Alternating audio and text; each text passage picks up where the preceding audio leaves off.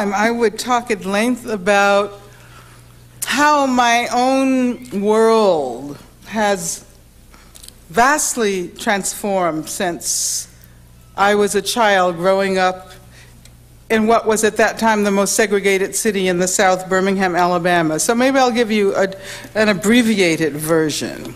Or perhaps I'll tell you that whenever I return home, I am struck by the fact that I still remain pretty much a stranger to the geography of the city.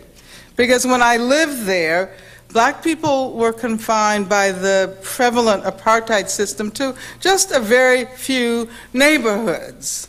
And as a matter of fact, I remember people always talking about over the mountain. Is there anybody from Birmingham in the house? Okay, so you know what I mean, right? But the only black people who ever went over the mountain were domestic workers. And so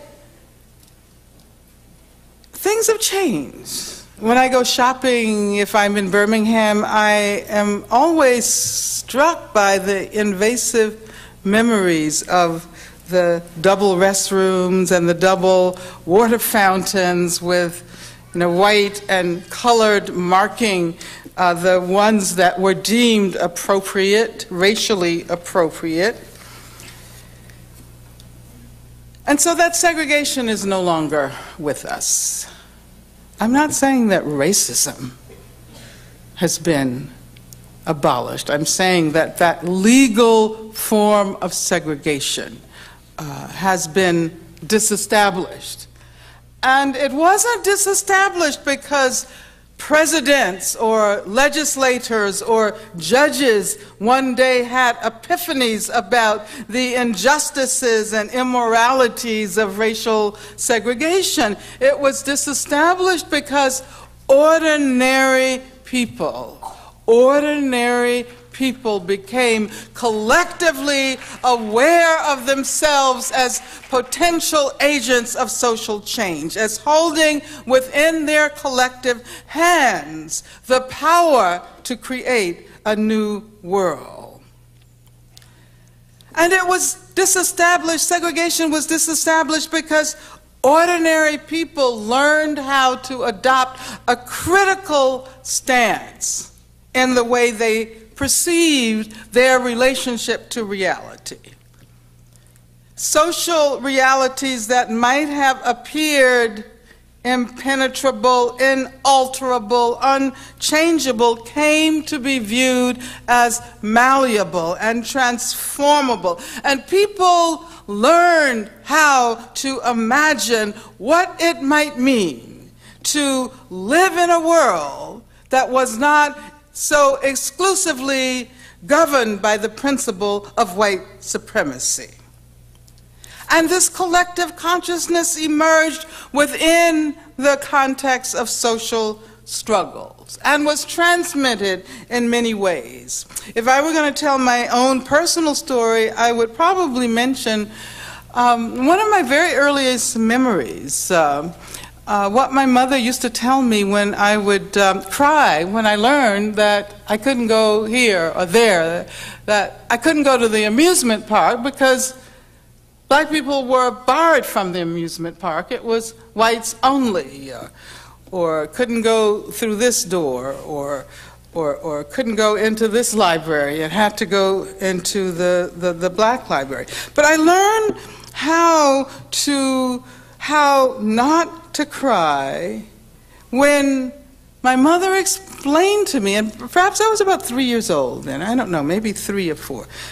My mother explained racism and segregation to me. And what she said, and I'll never forget this, was that she said, "This is not the way things are supposed to be. This might be the way they are now, but they are not supposed to be this way." And she said, "They will not always be this way." And I can remember as a child her telling me that one day I would probably look back and realize how enormously things had changed. Now, I relate this bit of personal history because it helps me to understand how important it is to transmit certain habits of perception, certain habits of imagination.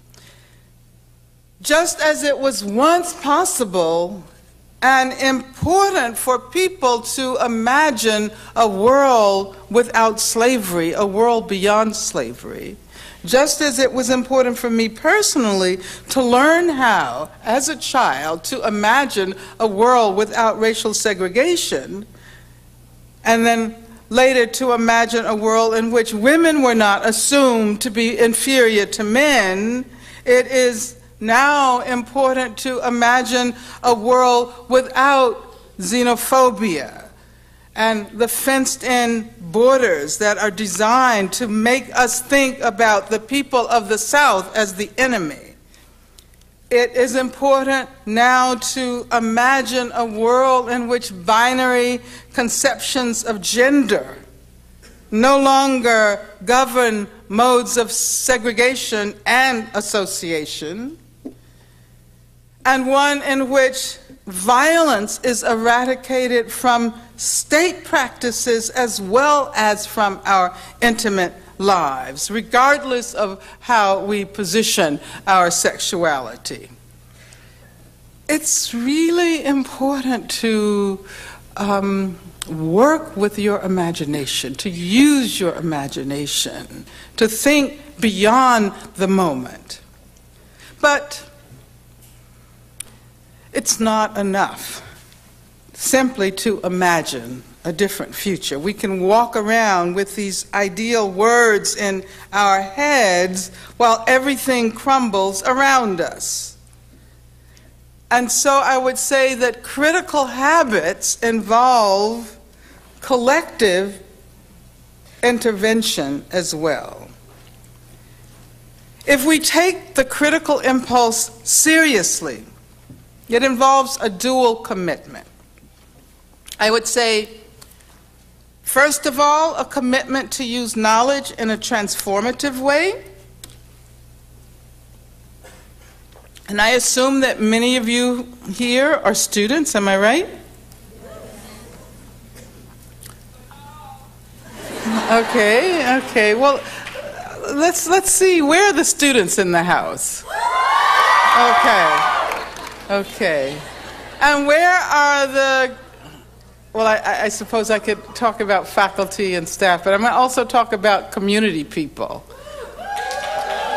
Okay, so where are you from? Sacramento.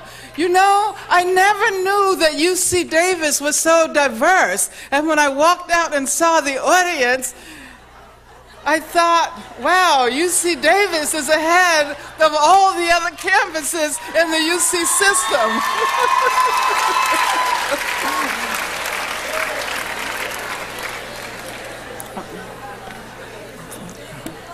But I actually know what's going on. And I know that some of you are planning a major demonstration soon around the issue of the underrepresentation of students of color in the University of California. Okay. And of course, we assume that the knowledge that matters comes from places like this, where people who are here, both faculty and students, engage in the full-time pursuit of knowledge, right? We're supposed to be the intelligentsia, right? But I would like us to think about knowledge in a much broader way. This is one site for the production of knowledge, but knowledge gets produced in other sites as well. And especially for students who come from backgrounds where they know what poverty means, what racism means. It's extremely important not to discount the learning that happens in our communities, the learning that happens on the job, the learning that happens in the course of organizing trade unions. So when I say knowledge, I'm not talking about the specialized knowledge. I'm not only talking about that specialized knowledge. I'm talking about knowledge in a broader sense. And so, as I was saying, the critical impulse which I want to suggest we need to develop involves a commitment to use knowledge in a transformative way. To use knowledge as a way of helping us to remake the world, so that it is better for all of its inhabitants. And I'm not only talking about human beings. This critical impulse means that we have to absolutely refuse to attribute any kind of permanency to that which is, simply because it is. There's another aspect of what we might call a critical posture towards the world. And in my opinion, this is where feminism comes in. And I'll talk about feminism a little later, but I want us to think about feminism much more broadly than we usually do. I want to think about feminism as encouraging us to adopt critical habits toward the tools we use.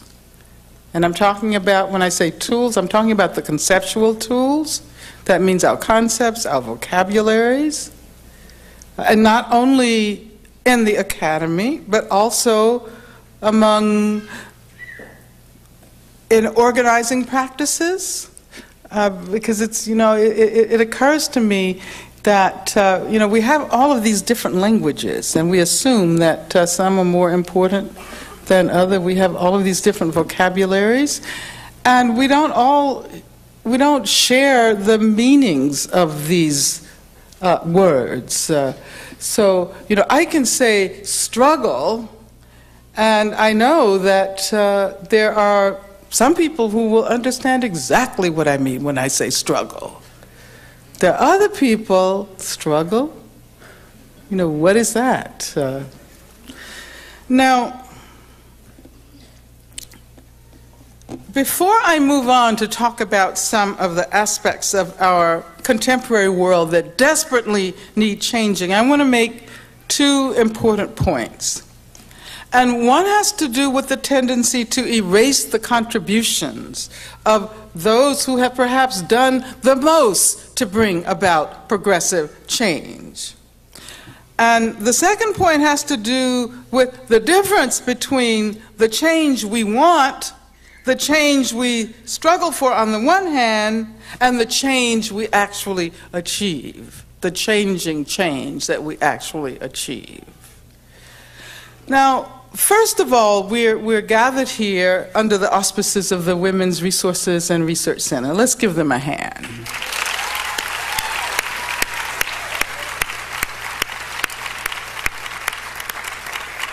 And because they have brought us together in this temporary community that we constitute, and there are quite a few people here, I'm totally impressed. I'm impressed with the Women's Resource Center. I'm impressed with UC Davis. I'm impressed with the Sacramento community. We should figure out later on, before we break up, how to use this. So I think what I'm going to do at the end is ask people who are organizationally affiliated and who are involved in some of the campaigns for radical change, whether it be abolition of the prison system, whether it be against violence against women, to come up to the front. And, we'll be sort of like church, right? If you feel so inspired to offer, you don't have to offer any money, but you can offer your bodies and your minds and your time. So remind me, we have to do that before we break up this evening. So as I was saying, often those who contribute most powerfully to movements for radical social change are erased in the histories that are transmitted from generation to generation. And I like to use the civil rights movement as an example, because it's historical for me. Even I was quite young, and so I have an experience of it, but I have to think about it as history as well. And also because everybody in this country knows who Reverend Martin Luther King is, right? Everybody knows. Can you think of any person in the United States of America who has not heard the name Martin Luther King? I mean, even in places like Arizona, where they really resisted the birthday, the observance of the birthday. And I think this is great.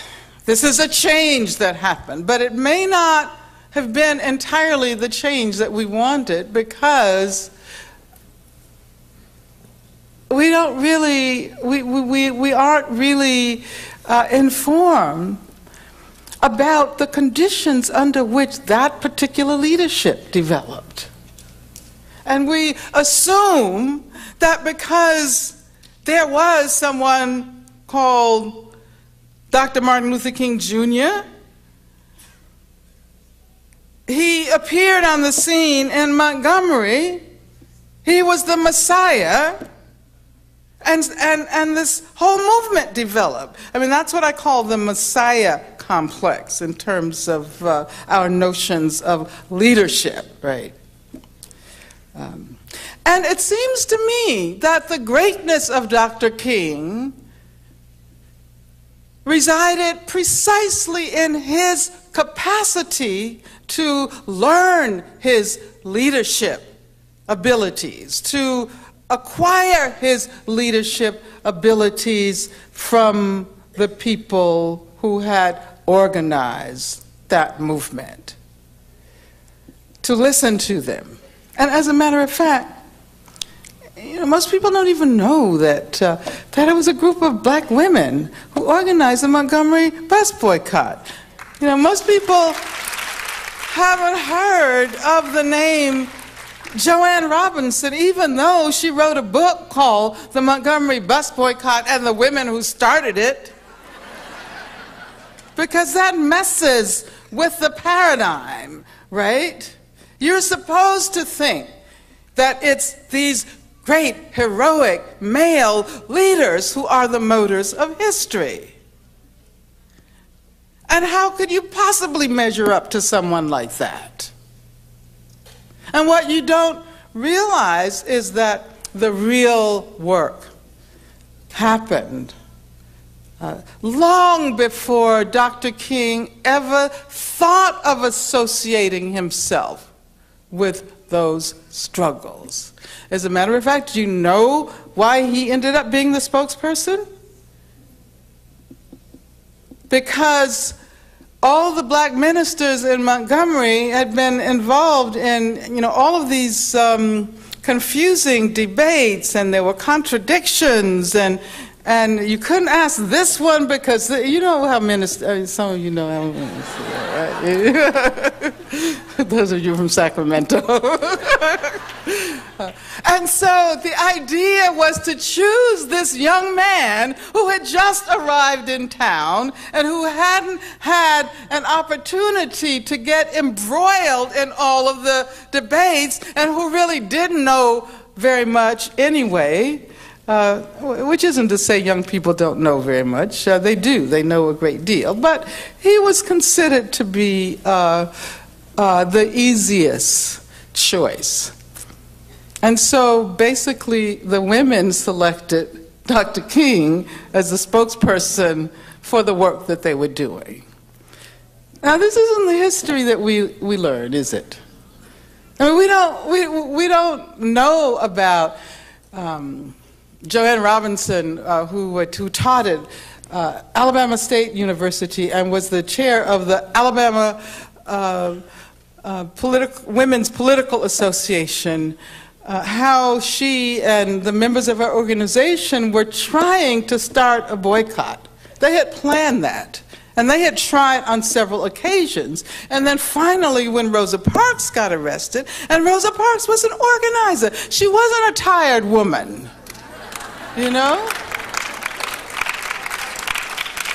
She wasn't the individual you always see portrayed, especially in the visual portrayals of her, as sort of the one black woman who manages to make it to the ranks of the heroic historical figures alone. She was an organizer. She was a trained organizer. And when she was arrested, Joanne Robinson got a couple of her students. They stayed up all night long. What was it called? Mimeographing. It was before Xerox, right? And you had to, like this, I think this may have even been before the electrical mimeograph. So you had to cut a stencil, and some of you who are like my age know what I'm talking about. So it was hard work. They stayed up all night long making those leaflets. And that's how the bus boycott got started. And I say this because that was really unglamorous work. It's work that we would not necessarily think about as being that significant. But that was what helped to create that movement. If they hadn't stayed up all night, if they hadn't worked that mimeograph machine, if they hadn't gotten people to go out and to distribute all of those leaflets like at 6 o'clock in the morning when people, particularly when people who were domestic servants were getting on the bus, it never would have happened. I mean, I'm not saying that the struggle for civil rights wouldn't have happened, but it wouldn't have happened in the way that it did. And it's a very different story. It's a story about people just like you. It is not a story about heroic individualism. And it's a story about the erasure of women's contributions. And so I could talk about other movements as well. I could talk about the Chicano movement, Latino movements, American Indian movement, the Asian American movements, and I could talk about the contributions that women made to those movements during my time in the late 60s and the 70s that will be lost if we don't figure out how to rectify the tendency to tell history in this way that privileges heroic individualism. And keep in mind, I'm going to be using individualism for the rest of my talk because it's dangerous. It's really, really dangerous. And we have somebody in Washington who assumes that that is the meaning of freedom. But, like I said, I have to wait. I'm really anxious. But,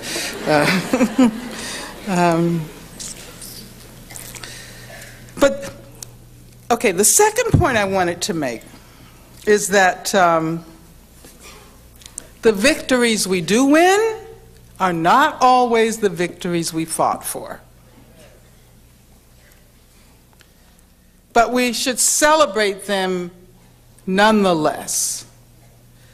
This is the year in which the Black Panther Party celebrates its 40th anniversary.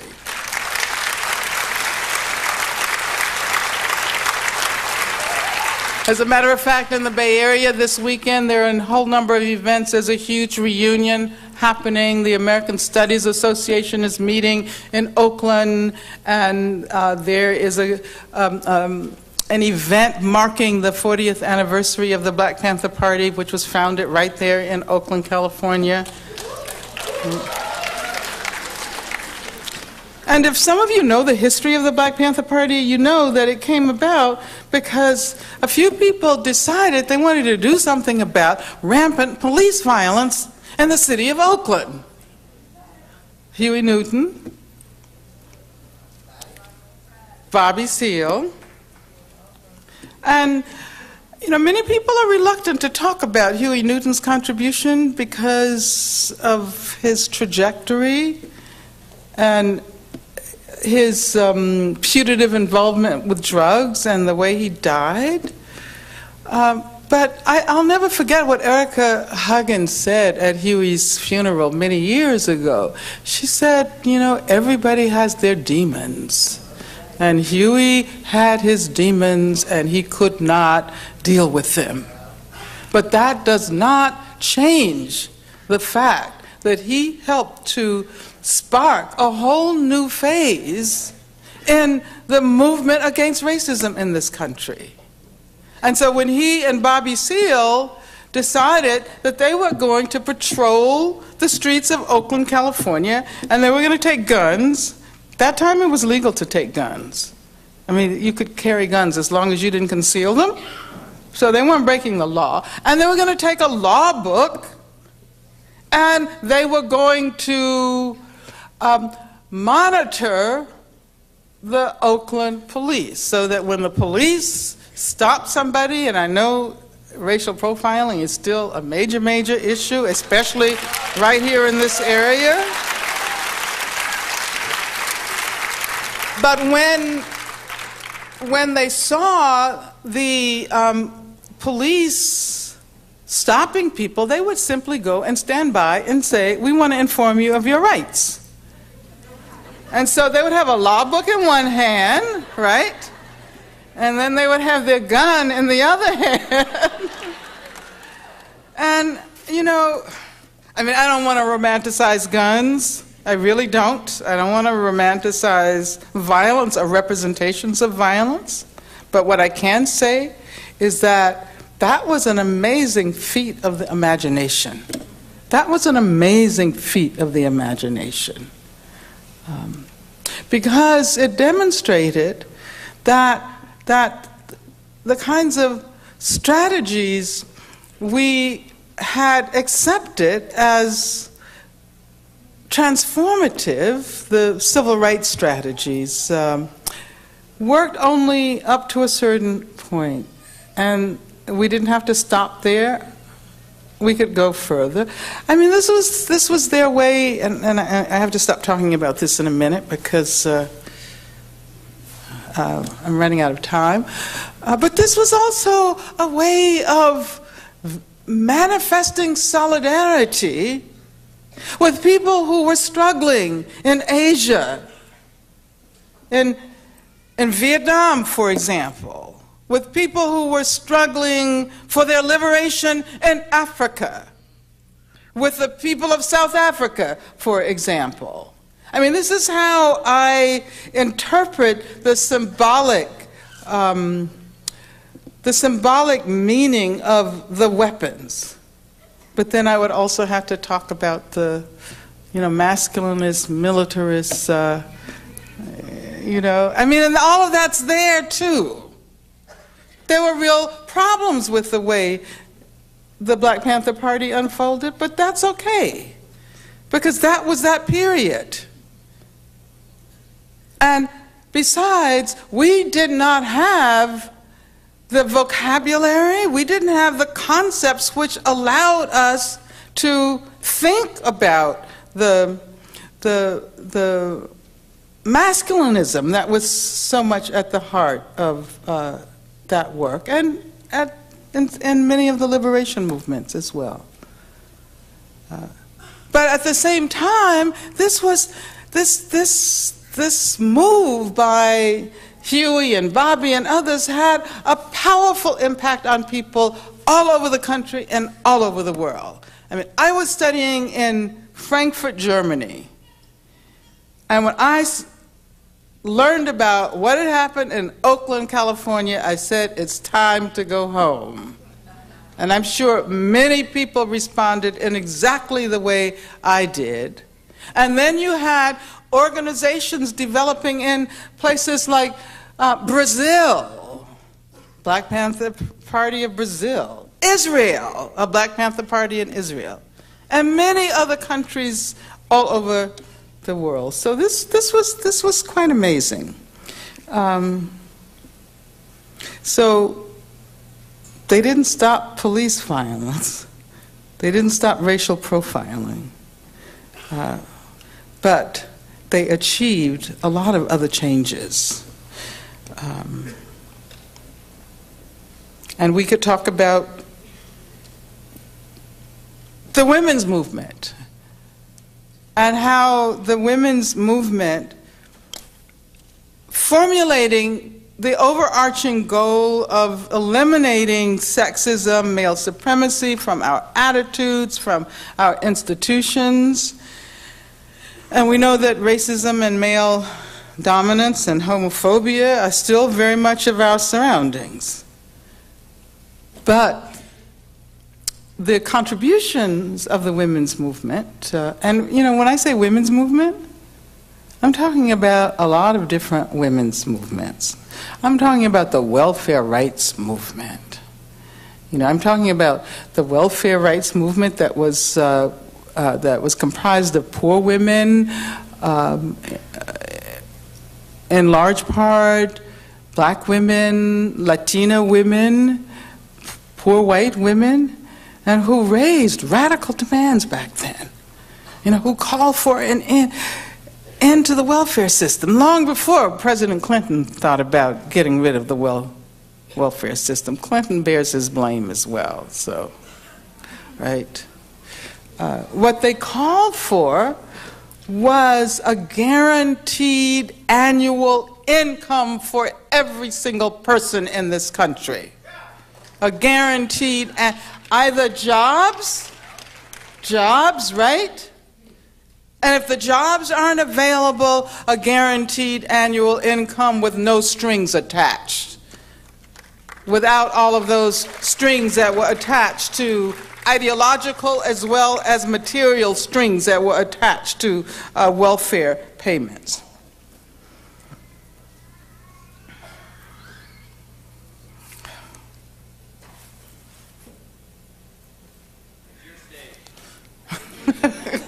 No, I would really like to have some conversation with you, so I think I better really move on. I'm just looking at my notes, and I wanted to say something about, in talking about historical change, I wanted to say something about the thwarted efforts of socialism in Eastern Europe. I mean, it's like we've completely forgotten that there were these countries that call themselves communists. The word only comes up when North Korea decides that it wants to challenge the U.S., right? And then it's a communist country, right? Or when Fidel Castro or the people of Cuba stand up to George Bush, and it's like communist Cuba.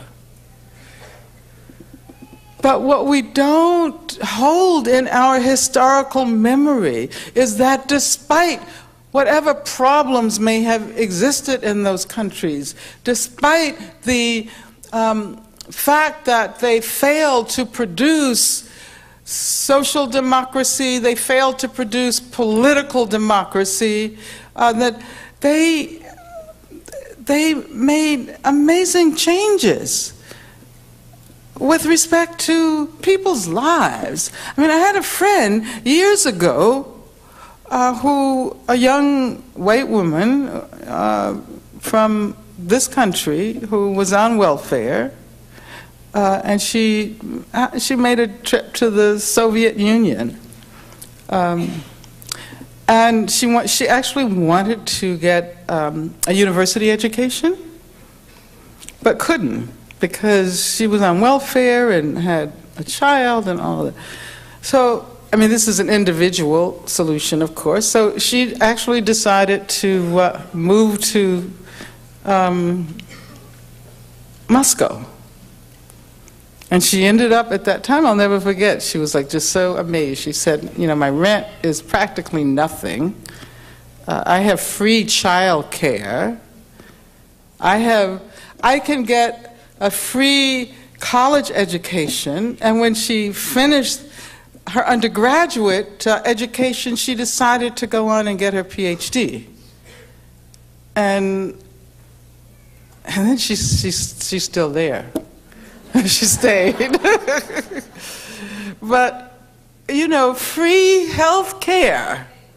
The health care system is in such a crisis in this country. And free education. And the idea that people had was that not only should education be free, but students should actually be supported, financially supported, while they're acquiring the knowledge which they will later give back to society. So why can't we retain that in our historical memory? Victories are never permanently engraved in the social landscape.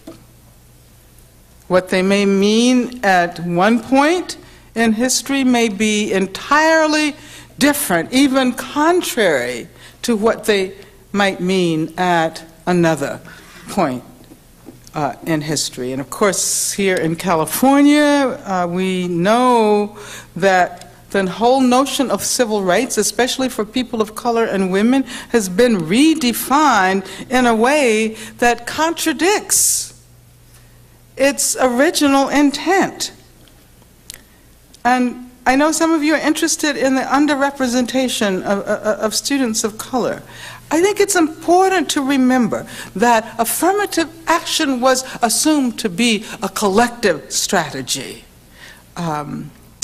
It was designed to change the structures of communities that were subject to discrimination. It was not designed to be an individual solution. And so what we have now is this very individualized, I'm talking about individualism again, take note of that, this very individualized interpretation that pits individual white men who are members of a class that has been a bearer of historical privilege against groups and classes that have suffered historical discrimination. And we don't see that contradiction. We don't see that contradiction. But what I should say is that this does not mean that the struggle for affirmative action was a mistake, since it is now so often redefined as reverse discrimination. It means that social meanings are socially constructed and that we cannot leave it up to the state to create those meanings. And I mean the state in the broadest possible sense, right? I mean, I'm not only talking about government, but I am talking about government in Washington. And, you know, I can't get started talking about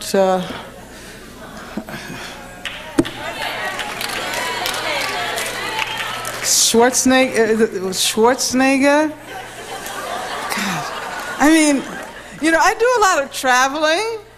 And you know, I travel in Europe and Latin America and other places, and people said, George Bush and Arnold Schwarzenegger in California?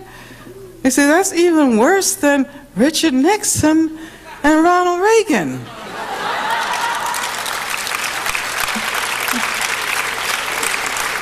Because of course, Barbara mentioned that I was on the you know, I don't talk about the fact that I was on the FBI's 10 Most Wanted list that often. But Richard Nixon was president and Ronald Reagan was governor of California at that time, yeah. And Richard Nixon, you know, publicly said on several occasions that I was a terrorist. So you can imagine how I think about this label, terrorist, today, right? But let me get back to my notes. So what I was saying is that social meanings are socially constructed, and we cannot leave it up to the state to produce those meanings. And because we are always encouraged to conceptualize change only as it affects individuals, there is this dangerous individualism to which I referred earlier, not unrelated to the individualism of capitalism, possessive individualism, and this dangerous individualism is bound to transform the collective victories that we win. And so if we imagine these victories as community victories, and they are transformed into individual victories, then we seek out heroic examples. We seek out individuals like Condoleezza Rice, who narrates her own history from the segregation and discrimination of the pre-civil rights era, or the civil rights era in the South. She's also from Birmingham, Alabama, by the way, but that's not something I want to boast about.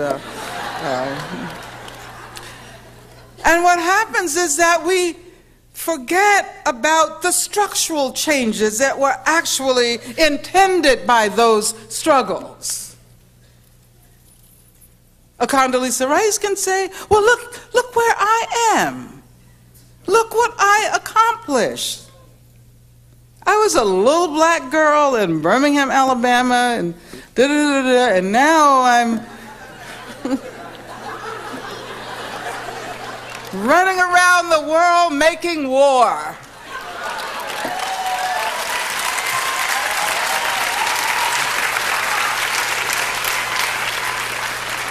But, you know, I'm often asked by young people, don't you feel that you and your comrades, what you and your comrades did in the 60s and 70s has sort of come to naught?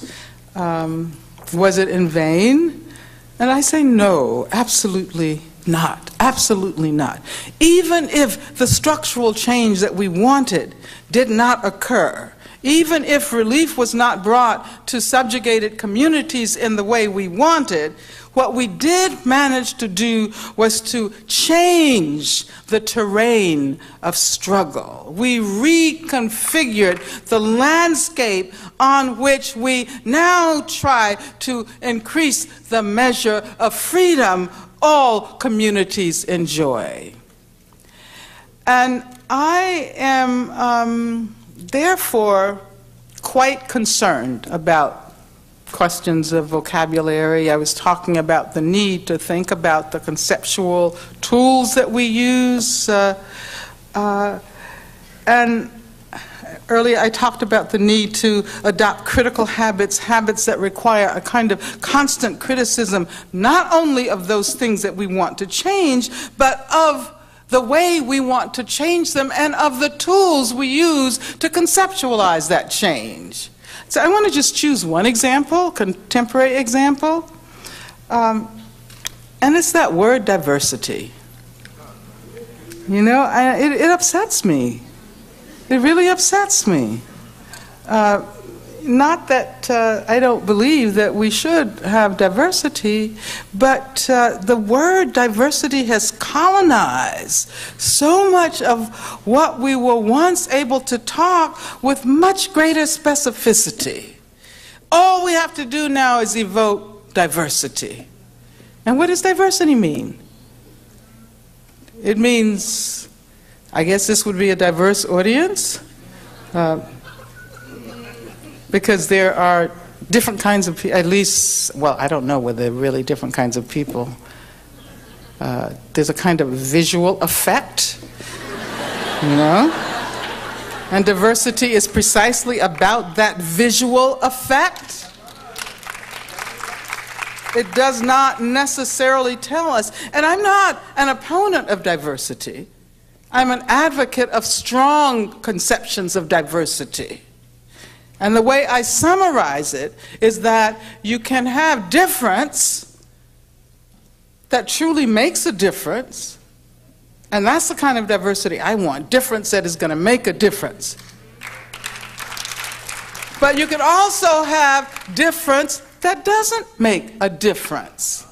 Difference that allows this machine to keep functioning in the same old way. And as a matter of fact, sometimes even more efficiently and effectively.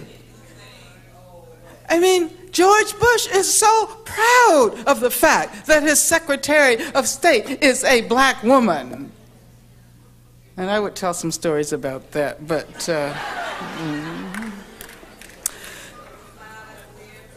if we embrace weak notions of diversity, it is a concept that promotes, it seems to me, a hidden individualization of problems and solutions that ought to be collective. It is a concept that can, unless we redefine it in its strongest version, that can leave structures of inequality and injustice intact. And what I think is really immensely important for our purposes this afternoon, diversity is a concept that provincializes our relationship to the world.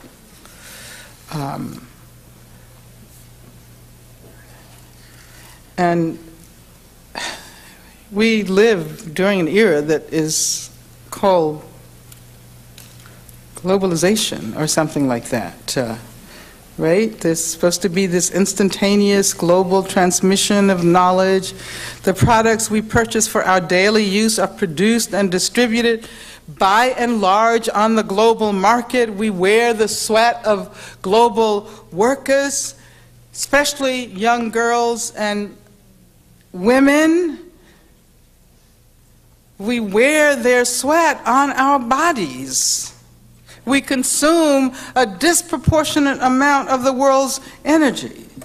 And therefore we live as if the rest of the world were simply there for the purpose of serving and confirming what is represented as our way of life.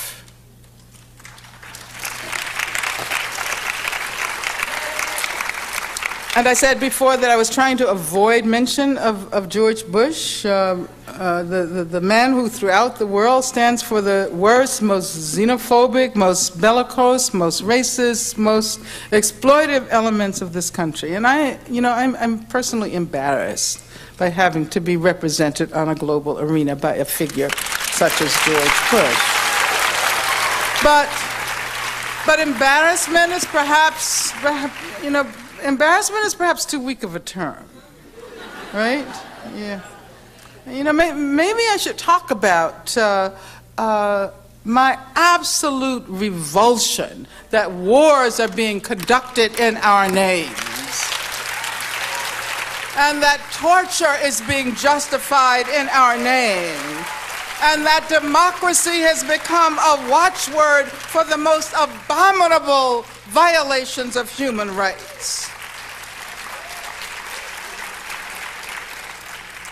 And, as someone who's been around for a long time, and you're going to be really surprised at how quickly you begin to get old.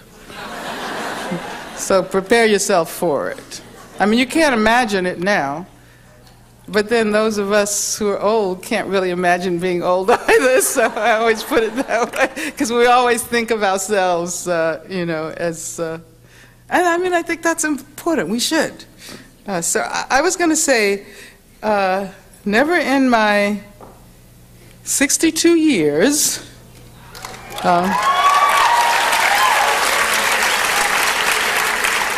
Could I have imagined that the hegemony of ultra right-wing conservatives would produce the kind of situation we find ourselves in today?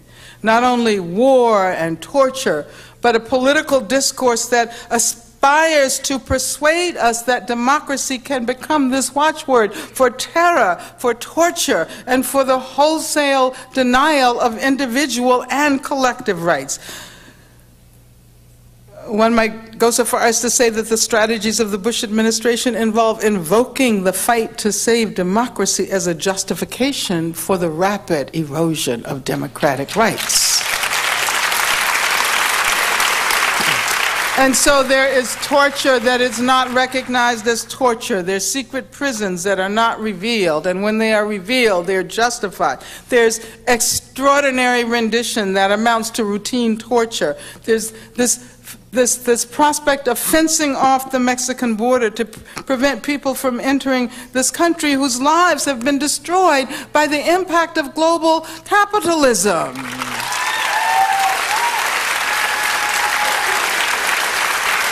And of course, we need to tell Arnold Schwarzenegger that the prison situation is horrendous. And California is at the very bottom of the list. 2.2 million people are behind bars, which means that the United States incarcerates proportionately more people than any other country in the world.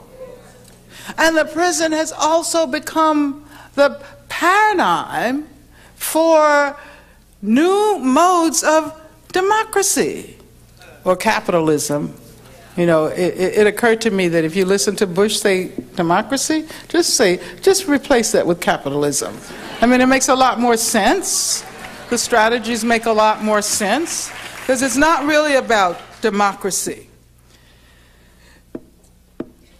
This is a depressing situation. It's really depressing. But it doesn't have to be depressing. And it's only depressing if you assume that the way things are today is the way they will be tomorrow. Only if you assume that the way things are today is the way they will be tomorrow. And I'll go back to what my mother told me. This is not the way they are supposed to be, and they do not have to remain this way.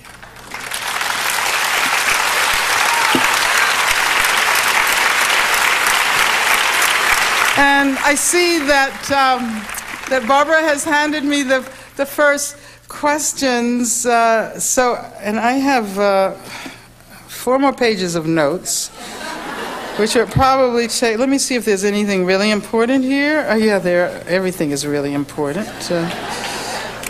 Just a summary. I'll read some of my bullet points. Feminism need not be only about women, nor about gender. We can think about feminism as a methodology that can better enable us to conceptualize and fight for progressive change. And that is because the kind of feminism that I'm talking about calls upon us to seek out connections, to make connections that ought to be obvious, but aren't, because of the ways in which our perceptions of the world are so deeply ideologically influenced. So I wanted to ask, what is the relationship between the movement against sexual violence, which we usually think about as individualized, sexual violence against women even. So what is the connection between state violence, state sexual violence against women? Think about that. We assume that it's only the individual that can be the perpetrator of such violence, and we excuse the state, even though we see what happens in Abu Ghraib, even though we see what happens in Guantanamo, even though we see how sexual coercion, which has been a part of the daily routines of women in prison for decades and decades. And I'm talking, I always like to point out that we take the strip search and the cavity search for granted as something that women deserve just because they happen to be in a place that's called a prison, that they get to be sexually assaulted. And you know, I can point out that I experienced that myself when I was in jail.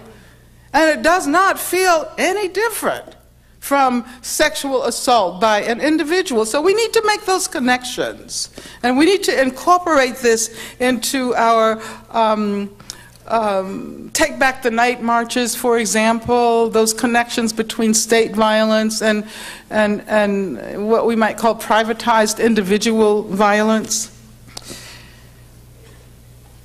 And then I was going to, I'll just tell you what I was going to talk about Mumia Abu-Jamal, so maybe someone can ask me a question. I was going to talk about a number of cases, taking the opportunity, since I do have, somebody told me it was, what did you say?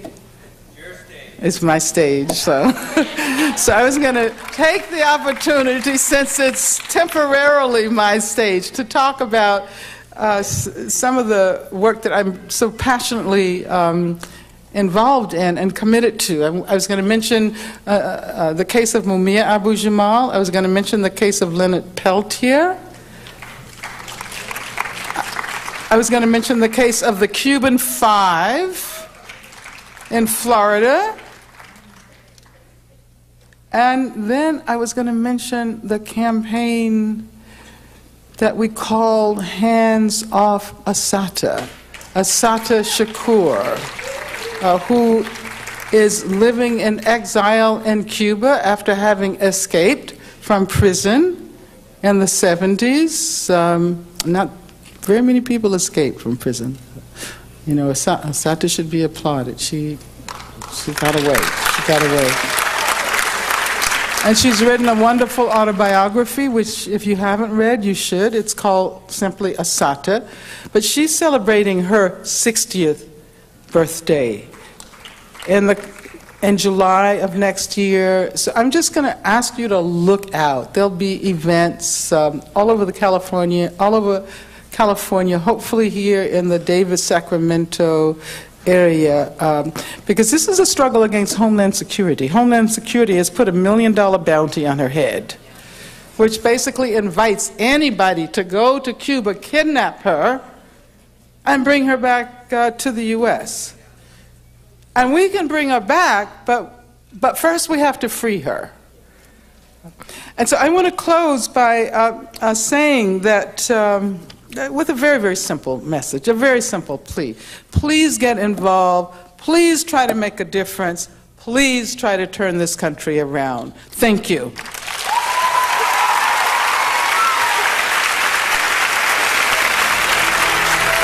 Thank you.